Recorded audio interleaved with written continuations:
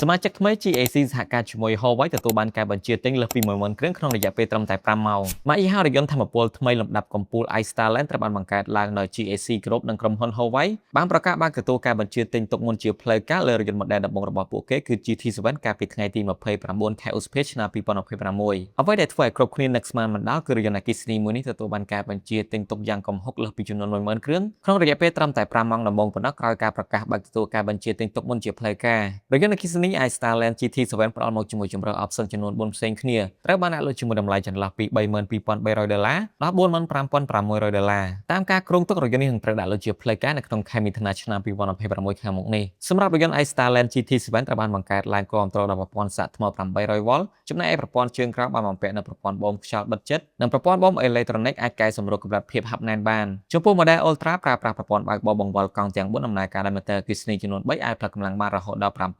768សេសនិងអាចជន់ស្ទុះពីកុងទ័រ0ដល់100 km ក្នុង1ម៉ោងប្រើពេលត្រឹមតែ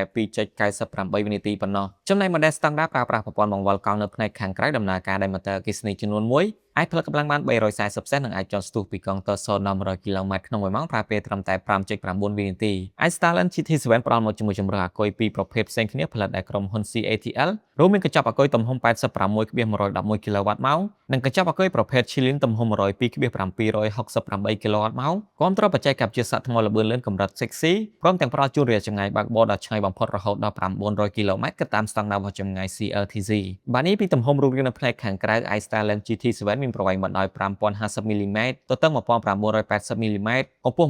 1470 mm និងមានប្រវែងកម្រិតកង់មុខក្រោយ 3000 mm ការរចនារូបរាងផ្នែកខាងក្រៅរបស់រថយន្តនេះគឺសង្កត់ធ្ងន់ទៅលើប្រព័ន្ធលំហូរខ្យល់ Aerodynamic ហើយក៏បានប្រើប្រាស់ភាសារចនាទម្រង់បែបរថយន្ត Sport ទ្វារ5 Sorting Brake ដោយផ្ដល់មកជាមួយឃ្លុបដែលវ៉ាន់នៅផ្នែកខាងក្រោយទំហំ647លីត្រហើយអាចពង្រីកបានរហូតដល់1606លីត្រនៅពេលបត់កៅអីជួរខាងក្រោយចុះព្រមទាំងមានឃ្លុបដែលវ៉ាន់នៅផ្នែកខាងមុខប្រភេទមិនជ្រាបទឹកទំហំ215លីត្របន្ថែមមកជាមួយផងដែរក្នុងនាមជារថយន្តដំបូងបង្អស់របស់ GAC Group សហការជាមួយក្រុមហ៊ុន Huawei iStarland GT7 បានបំពាក់នូវប្រព័ន្ធបើកបរឆ្លាតវៃ Huawei Qiankun ADAS 5.0 គាំទ្រដោយបច្ចេកវិទ្យាបើកបរស្វ័យប្រវត្តិ L3